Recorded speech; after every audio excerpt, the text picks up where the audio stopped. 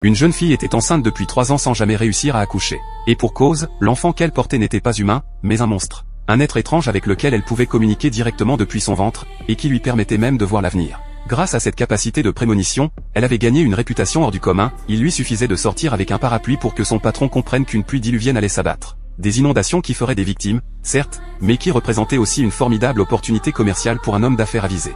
Depuis la mort de son mari, la jeune fille avait développé ce don, ce qui incita son patron à l'héberger, elle et sa mère, leur offrant argent, protection et pouvoir. Mais même la générosité de ce dernier ne suffisait pas à la protéger des intentions malveillantes des autres. Chaque fois qu'elle sortait seule, sa beauté attirait de mauvais hommes. Heureusement, un samouraï épris d'elle veillait toujours dans l'ombre, prêt à intervenir pour la défendre et la raccompagner en sécurité. Pourtant, la nuit, elle était hantée par des cauchemars, revivant sans cesse la mort atroce de son mari à un événement qui coïncidait avec la mutation de l'enfant qu'elle portait. Submergée par la douleur, elle supplia sa mère de l'achever. Mais cette dernière, confiant en des jours meilleurs, refusa. Le lendemain, sa mère alla trouver le samouraï et lui mentit, lui faisant croire que le patron les maltraitait. Sachant que le samouraï nourrissait déjà une rancune contre lui, elle espérait ainsi le pousser à se venger. Et cela fonctionna, le samouraï fut envahi d'une haine féroce. Ce qu'il ignorait, c'est qu'à l'abri des regards, la mère affichait un sourire aussi sinistre que satisfait. Quelques jours plus tard, la jeune fille eut une vision, le samouraï allait assassiner leur bienfaiteur. Inquiète, elle prévint aussitôt ce dernier, pensant qu'il prendrait la fuite. Mais l'homme décida au contraire de riposter, engageant un tueur à gages pour éliminer son rival.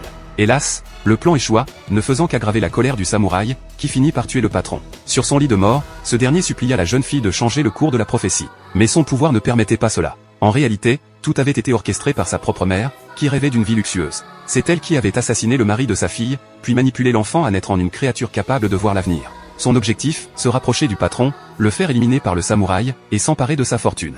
Mais lorsque sa fille découvrit la vérité et la dénonça, la mère n'eut d'autre choix que de la tuer. Depuis ce jour, le corps de la jeune fille disparut, et de mystérieux journaux commencèrent à apparaître sur les trottoirs. Ces feuilles prédisaient de futures catastrophes, et quiconque les ramassait voyait son espérance de vie diminuer de 100 jours. Plusieurs siècles plus tard, ce journal tomba entre les mains d'une jeune femme nommée Lisa. Peu importe ce qu'elle tentait, elle ne parvenait pas à s'en débarrasser. Car ce journal n'était pas ordinaire, il était lié à la réincarnation de la mère, cette femme démoniaque revenue hanter le monde sous une nouvelle apparence.